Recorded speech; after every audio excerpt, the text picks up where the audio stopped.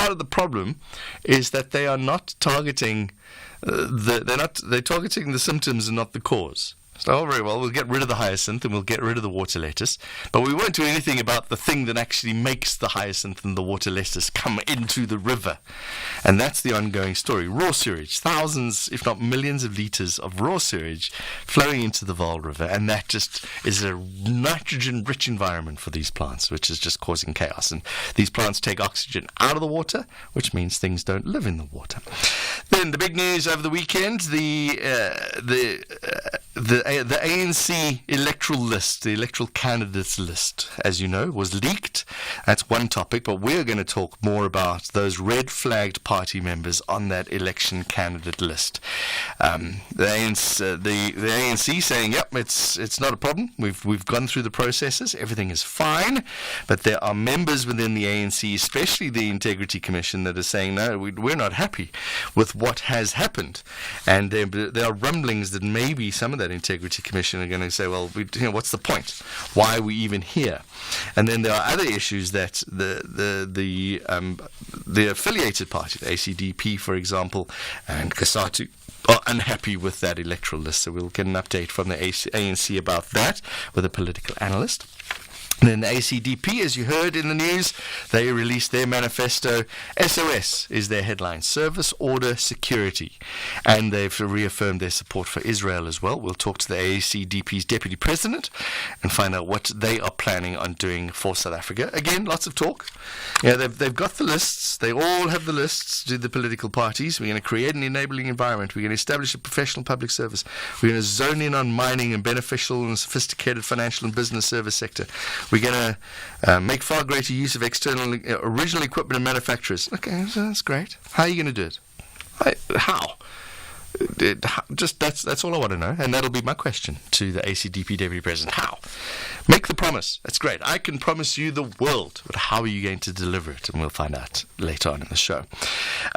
Professor Jonathan Jansen says that universities must move away from violent areas. Again, I think we're putting the cart before the horse here. Why are we treating the symptom and not the cause? He's saying that it's, and rightly so, students should not have to walk around dead bodies or accidentally be shot on their way to lectures.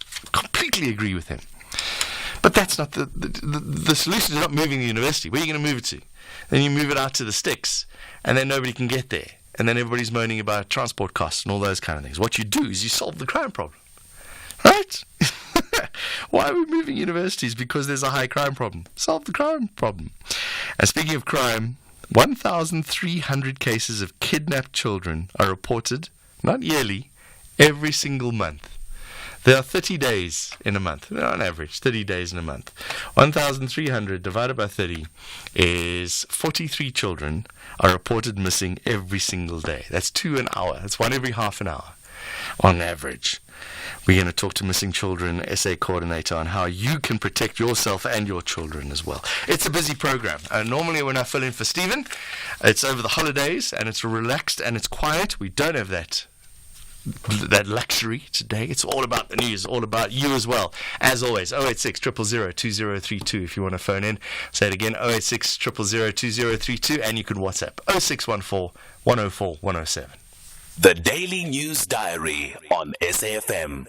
Leander, good morning. How's it? John, are you good? I'm fantastic. I can't complain, man. Excellent. I'm a Kaizer Chiefs fan, so... So you can complain, because that's what you do. Somewhat. At least they scored 2 goals, which is encouraging. Spoken like a true Chiefs fan. Of course. We lost, but we scored 2. Glass half full, John. It's a Monday, trying to find some positivity into it. Anyway, Stephen, John, when you were talking there about the manifestos, I was thinking of a Pure Bryson song. I can show you the world. Because you can promise anything you like. We're going to stop load shedding and get rid of crime. Absolutely, man. It's a season. It's a silly season to do just that. Anyway, John, to what we get paid to do. The Competition Commission's Media and Digital Platforms Market Inquiry continues today, with the SABC expected to make its oral submissions. Now, the purpose is to determine if there are any market features that may adversely be affecting the competition or undermining the purposes of the Competition Competition Act and to comprehensively remedy those features. Yeah, I know that's long, but yeah, that's what it is investigating. And also, we explored the recent decision by the City of Joburg Council to determine the fate of those 130 employees whose permanent contracts were terminated under the multi-government structure. Now, this story proposal aims to shed light on the experiences of the affected employees as they awaited the reinstatement through legal proceedings. Yeah, it's one of those stories, eh? Anyway, that's one of those stories that you've got. I'm just saying. Absolutely, right. Absolutely. Anyway, we examined the controversial landscape surrounding the multi-billion rand Sanral Moloto construction project in Mpumalanga and Limpopo, shedding light on the alleged involvement now of the alleged construction mafia. I'm still, I've said this during my sports show as well, I'm slowly making my way through Derator's book, and I know that I'm really slow to this. Absolutely. Because it's hard work to read some of this stuff. It is very difficult. But I just get so angry when I read some of the simple things, and this is one of those things. It is. We're being held hostage by these gangsters. Most definitely, John. We just, it's the Wild West, right? Yeah, exactly. Anyway, the tribunal probing allegations against suspended Judge Tintswalo Makubele that she allegedly breached the separation of powers principle by being both a judge and chairperson of the SOE board head PRASA continues today in Ekurhuleni. Now, Makubele may be expected to be calling a witness today. We don't know exactly what that witness will be talking to, so we look forward to that one. And Rise Mzansi is expected to announce their premier candidate for the Western Cape today, John. The party says the Western Cape has a crippling problem with gun violence and crime in general, and many people who live in the province are often scared to leave their homes. Yeah, I've seen the pictures on social media. Sure. It's out there. It's one of those. And finally, on a lighter note, John, there's a young woman now from Pietermaritzburg who has travelled to all three big party manifestos in Durban, yes, with shirts and all, Yes. She's been taking a hit on social media, but her response is that she attended all three manifestos because she wants to make an informed decision on who to vote for. Okay. Sure. Yeah. Anyway, we find out exactly about her name and everything. That's such a cool story. It's a very cool story. If that's why she's doing that, that's fantastic. Absolutely. And I love it. All of us voters should be doing that anyway, shouldn't we? Yeah, but if it's for the freebies, then not so much. There's a fine line. Right? Thank you, John. Thank you, John. More news with Leander coming up throughout the program. If you go for the freebies, if not, why? Yeah. But if you are educating yourself, going to the manifesto launches and listening to what the leaders have to say, and you make an educated choice, nothing wrong with that. Yeah, what do you think? 086 000 2032. John Gericka on SAFM. Right, should we do the weather? 20:06. Extremely high fire danger conditions expected in places in the Northern Cape, the West Coast District, Beaufort West local municipalities in the Western Cape, Alta Sisulu and Makana local municipalities in the Eastern Cape, the Mkora, Mgaung, Mosilinyane and the Toholoko local municipalities in the Free State, as well as the Dr. Ruth Sekhomitse Mopani district in the Northwest Province. Heatwave conditions, persistently high temperatures expected over the eastern parts of the Northern Cape, the Northwest, the Free State, Central and Northern parts of the Eastern Cape until Tuesday. Also in places in Gauteng and the southwestern bushveld of Limpopo, those conditions likely to persist until Wednesday. Also extremely hot and uncomfortable conditions expected in places over the Namakwa district of the Northern Cape, the West Coast district and the interior of the Western Cape. Conditions likely to improve in the west, but persist until Tuesday over the eastern interior of the Western Cape. Otherwise, Gauteng will be fine and hot, becoming partly cloudy in the afternoon.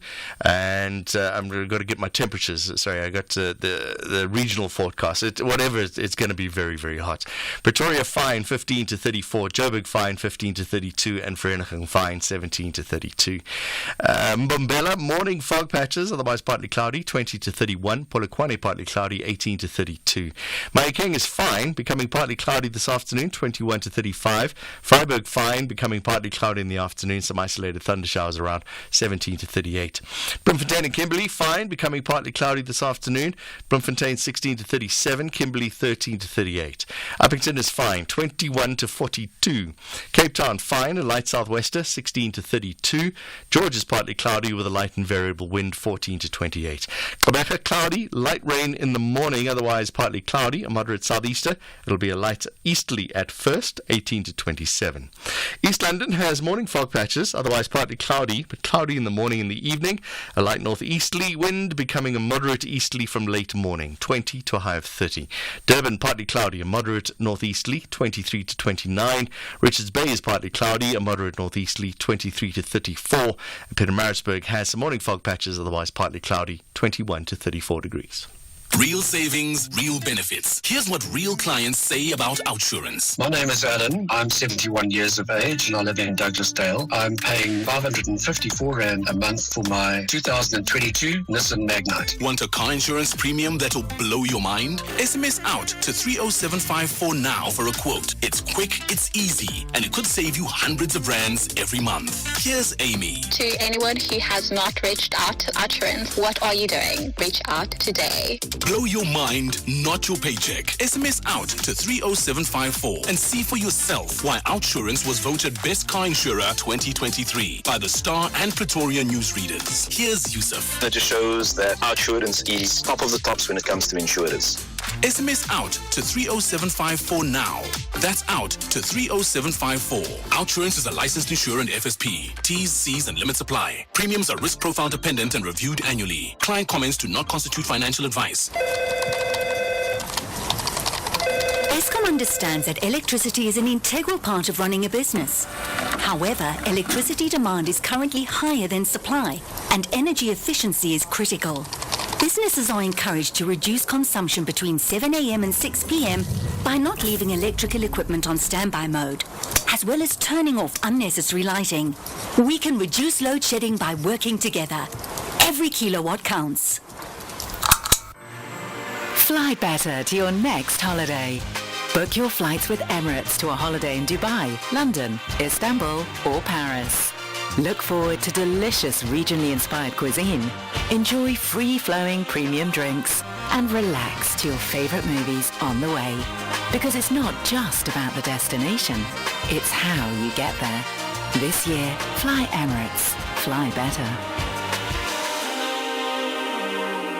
Worldview Update, bringing you closer to international or global news. US and British and French forces say they've repelled a series of Iranian-backed Houthi attacks off the coast of Yemen, most of them droned UAVs, uncrewed aerial vehicles. Timothy Walker is a maritime project leader and senior researcher at the Institute for Security Studies. Timothy, good morning to you. Thanks for joining us. A number of UAVs that have been repelled by these forces. Morning, John. Yes, over 30 has been reported, Sure. and this is a bit of a surge compared to previous attacks. There's always been a number of loitering drones in the air, which are, sort of standing by sometimes to be ordered to attack, and launches of ballistic missiles, cruise missiles, and these uncrewed aerial vehicles as well. It's proven to be a massive problem for the navies in the region.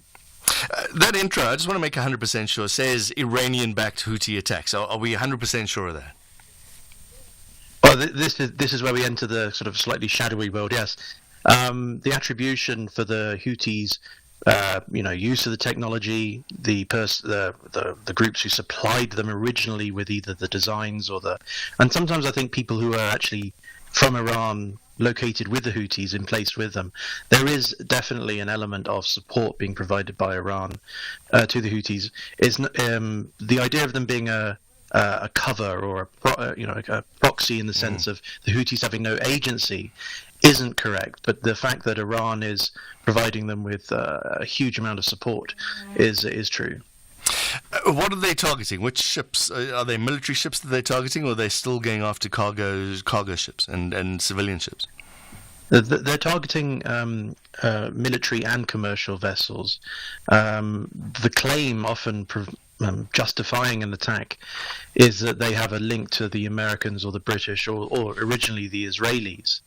But this link is very tenuous at times. The actual kind of genuine link to Israel or Britain or America is quite weak. It's often months down the line or years down the line of ownership or some connection.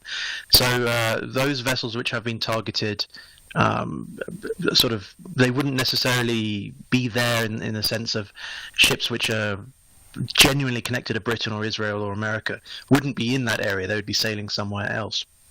military vessels as well have been attacked quite often as well, but they've been able to repel these attacks. What does this increase mean? As you say, there were 1 or 2, now suddenly 28 UAVs that were down. Does this mean something? Well, it means that the last couple of weeks of US and British airstrikes designed to degrade Houthi capabilities is being shown up to be rather ineffective and unfortunately rather symbolic.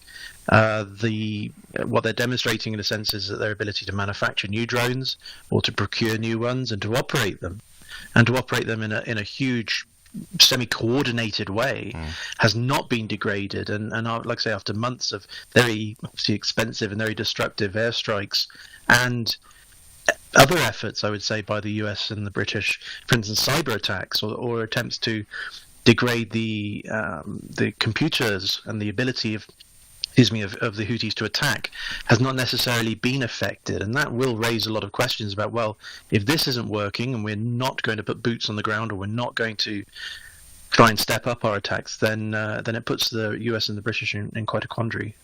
Got to leave it there. Timothy Walker, thank you very much. Maritime project leader and senior researcher at the Institute for Security Studies. This is SAFM Sport with Zai Khan. You heard Leander saying he's a Kaizer Chiefs fan.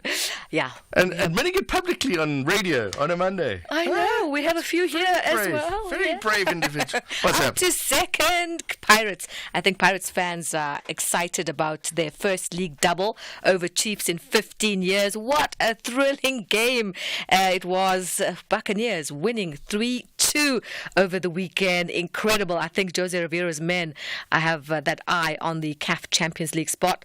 Kaizer Chiefs, they're down in 7th place, 29 points from 20 games played.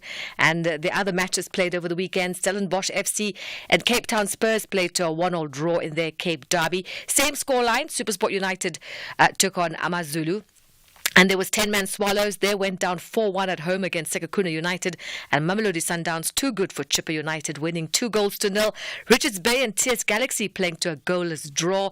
And Golden Arrows picking up 3 points, winning 1-0 against Polokwane City. While Royal AM, what a surprise, beating Cape Town City 2-0. Elsewhere, Manchester City survived a second-half barrage from Liverpool to hold on for a 1-0 draw in their encounter at Anfield, which still leaves Arsenal top of the Premier League. Here's Liverpool boss Jurgen Klopp. The best performance in the second half we ever played against Man City, definitely. We never dominated them as much. We never had them there. We never made so many good decisions. We never were so brave. It's unbelievable. What the game the boys played in the second half is absolutely exceptional. And that's why I'm really happy with the whole performance. First 10 minutes, maybe we need a bit, but after that we were fully there. And what a game, what an atmosphere, what an afternoon. There also was Tottenham. They thrashed Aston Villa 4-0 to move within 2 points of their Champions League rivals. And great news for South Africa's Brad Binder. He started the new season brilliantly with a second place finish in Qatar. Having started 4th on the grid, Binder was off to a flying start. It quickly got up to 2nd before he was overtaken by Jorge Martin. Binder, though, soon wrestled back 2nd place from the Spaniard. The defending champion, Francesco Bagnaia, comfortable from start to finish as he claimed victory. We'll have more sport at the top of the hour. I'm Zai Khan. Zai, thank you very much. Brad Binder, go Brad. Hopefully we'll have more time at 7:30. Zai. You're at SAFM. Let's get the latest news headlines with Leander. Thank you, John. In your headlines, South Africans have mixed reactions to political parties' launches of their 2024 election manifestos. Political parties have outlined their policies and made pledges in their manifestos ahead of the elections, which are expected to be highly contested. ANC President Cyril Ramaphosa says the party has nothing to hide on its candidates list. The list was leaked on social media on Friday, prompting ANC Secretary General Fikile Mbalula to write to the IEC requesting an investigation. And director Jonathan Glaze has focused on the war between Israel and Hamas in Gaza in his acceptance speech at the Oscars. Glazer's film about Auschwitz and the Holocaust, The Zone of Interest, has won the Best International Film Award. I'll have details on these and other stories at 7. SAFM, guiding you through the rush hour traffic. Good morning. Driving into Pretoria. It's one of those very busy Mondays coming in on Esky and Pwllheli. It's not looking good for a trip in towards city centre area of Pretoria. Esky and Pwllheli already backlogging beyond Furtherhof, and when we're backlogging this time of morning that heavily, it is going to have a major impact coming off the Mopani Highway onto Esky and Pwllheli, or coming through from Pretoria north side as well. Olifantsfontein from Savannah Hills across the M1 highway through a couple of faulty lights. That's pretty busy and backed up. And across into Durban, just watch for a breakdown on the N3 inbound through the roadworks near Pavilion Mall. That might slow you up coming through from Pinetown. A crash blocking the N2 south of Amanzimtoti at Winkelspruit. Motorists are sitting on the highway and ultimately being diverted off at the Winkelspruit exit. There's a bit of pressure there onto the south coast. That's a truck crash recovery in the Winkelspruit area. And Cape Town, the N2 inbound's a heavy one this morning. A multi-vehicle pile-up at Jan Smuts Drive. The N2 inbound backs beyond the airport and back into Khayelitsha. It's a combination of heavy and high Monday back to work volumes, plus that collision blocking the middle lane of the N2 inbound. Rob Byrne, SAFM Traffic. The Business Update on SAFM. You're with SAFM. Ray McClucker joins us again. How's it going, Ray? Hi there. All good, John. Lovely to hear from you. Thank you very much. It's a Monday, which is really, really strange. What's happening in the markets today? Manufacturing data for January. What does that mean? Well, the production side of the economy will be in focus this week. On Thursday, Statistics South Africa will release manufacturing activity data for January this year. Manufacturing activity across factories in South Africa was lower for most of 2023 because of Eskom blackouts. When factories do not have a stable electricity supply, their production activity tends to suffer, and this year will be no different, as there has been higher stages of Eskom blackouts so far in 2024. So on Thursday, Statistics South Africa will release manufacturing activity data, and the performance of how factories performed in January will be the major focus. I see mining is also coming up today. That's right. Statistics South Africa will also publish mining production data for January as well. Like the manufacturing industry, mines across South Africa have been negatively impacted by Eskom blackouts. Also, the logistics crisis in the hands of Transnet has resulted in lower production activity by mines.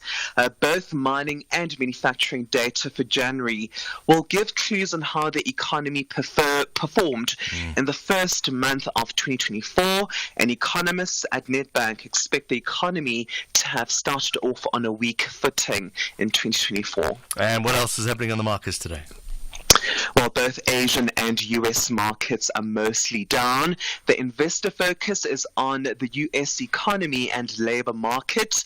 The US economy added 275,000 new jobs in February, beating many forecasts. The official unemployment rate in the US is now 3.9%, and investors are nervous that interest rates might stay higher for longer in the US because more people are in jobs and could withstand an environment of high interest rates. So before the US market officially opens later today, the US futures market is down. Nasdaq, Dow Jones and S&P futures are each down 0.2%. In Asian markets, Hong Kong's Hang Seng is up 1.3%. China's Shanghai Composite is up 0.2%, and Japan's Nikkei is down 0.6%. And in the currency market, there is some slight weakness in the dollar against the rand. The local currency is 18.79. Ray McClucker, thank you very much. More with Ray again in an hour's time. Africa Update on SAFM Sunrise, a continental overview of current African affairs. Advocate Sipho Mantula. Normally when I'm with you, Advocate, we play some music and we chill out over the holidays. No rest for the wicked today. What's happening in Libya? What's happening in Libya today? Refreshing morning, John, and Jumbo Africa to the listeners. John, indeed, we are on this meeting of minds in the continent where we are looking at Tripoli, Libya, where yesterday 3 Libyan key leaders agreed to form a unified government that will supervise the long-delayed elections of 2021. And these leaders will understand they are coming from the Presidential Council, Menfi, and the head of the High State Council, Takala, as well as Anguilla Saleh, who's the Speaker of the House of Representatives. This is very important, as we know that the United Nations, the African Union, they've been trying to mediate on this conflict in Libya since 2014, or you can say since the removal of brother leader Muammar Gaddafi. So that's where you can see that there have been challenges in Libya, but finally, yesterday they've agreed to have what we call the unity government. And more elections this time in. Where's this happening? Dakar. So Senegal and Dakar, they got the elections coming up soon. The elections are coming on the 24th of March, John, after the delayed election and many protests that have been happening in the capital city in Dakar, in Senegal, that over this weekend, it was the beginning of the presidential campaigns. We are talking of 19 candidates here. So they have more than 2 weeks left for those elections. And it happens also during the Ramadan season, the Lent, which is for the Christians, what you can call the Easter holidays, but they are up and running with those campaigns in Senegal. Remember that Macky Sall was supposed to, he had delayed those elections until the end of the year, but the court last week said that they have to have an early date for this election. So Senegal decides on the 24th of March. And Ivory Coast, they're having elections next year, just going against the grain of most of the world. Yeah, John, but here what is interesting here is Laurent Gbagbo coming back into the presidential power or aspiration. Laurent Gbagbo, you'll recall, he was sentenced by the International Criminal Court in 2019. Now he has come back saying that his party over the weekend said that Gbagbo will be their presidential candidate for the 2025 elections. And we don't know yet about the current president, Alassane Ouattara, who's aged 82, whether he will run again. You'll understand that Ouattara has been in power since 2020, even if there were crises between Ouattara as well as Laurent Gbagbo. But Gbagbo is now a presidential candidate for his party, the African People's Party. And what's happening in Sudan? Is there still war there? There is still conflict in Sudan, John. You know, it's Ramadan now season coming in, the holy month of the Muslim community, but there was this peace process that the United Nations were hoping that both the Sudan Army and the Rapid Support Force will engage on this, but the government saying that we cannot go into the Ramadan peace treaty unless the Rapid Support Forces, they leave civilian sites, because the war in Sudan this week actually will be going for 11 months.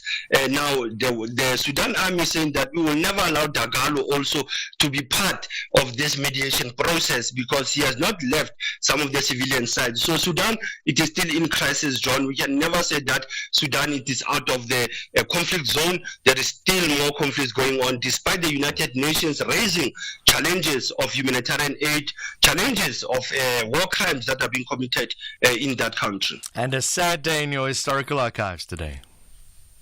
Yeah, John, it is the Shamphilanga moment, it's the Human Rights Month, but I thought let us look back 42 years ago, what happened with the two student leaders, Khotso Seatlholo and Merulwate, who were given a long sentence imprisonment under the Terrorism Act of 1967. Khotso Seatlholo was given 15 years and Mary Elwata was given 10 years. They were both involved in the June 16, 1976 strike or protest by the young people of Soweto. Now, Seatlholo, you'll understand, he was also being banned from going exile. He was not allowed to be in the country. Many things happened. If you remember, Khotso Seatlholo, Tsietsi Mashinini, Mafimo Robe, Billy Maseta, there are many who have been part of the June 16 struggle, John, and that's why today we remember these gallant two student leaders, Merulwate and Khotso Seatlholo. Asante sana, John, as was leading the conversation, SAFM, observing the Human Rights Month. Advocate Sipho Mantula, thank you very much.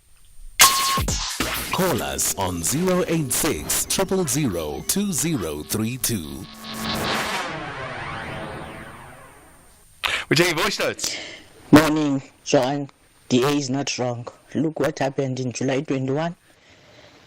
Look now, the leakage of party list. There are parties that are threatening shutdown. Look what happened in Zimbabwe. AU and UN are titless. We are dying like flies. The government is singing national anthem of condolences, bringing the perpetrator into books. After that, the perpetrators get bail, parole, education from prison. Thank you, John. Let us know what you think. That's the DA writing to the USA, asking for more deeper looks into our elections, making sure that they are being held legitimate. What do you think about that? 086 000 2032, or you can leave a voice note on 0614 104 107. Did you know that load shedding only happens when electricity demand exceeds supply? Eskom's team of specialists manages the grid 24 hours a day, 365 days a year to protect the electricity network. You can help reduce load shedding stages by continuing to use less electricity, particularly between 5 and 9 in the morning and evening when demand is high. Government and Eskom working hard to reduce and ultimately end load shedding. The Mazda CX-60 3.3-litre turbo diesel. That six-cylinder engine will take you by surprise. Succumb to its powers. Experience the Mazda CX-60 3.3-litre turbo diesel for yourself. FC Cole will put their best foot forward to grab maximum points on home soil to run away from the danger zone. Meanwhile, RB Leipzig enjoys every moment in the top half and want to keep climbing to the top. This is the Bundesliga, football as it's meant to be. Experience the German style of the game. FC Köln versus RB Leipzig on Friday, 15 March at 9:30 p.m. Live on SABC Sport on DTT Channel 4. Also available on SABC Plus and SABCSport.com. Hashtag We Love It Here. Brought to you by SABC Sport. For the love of the game.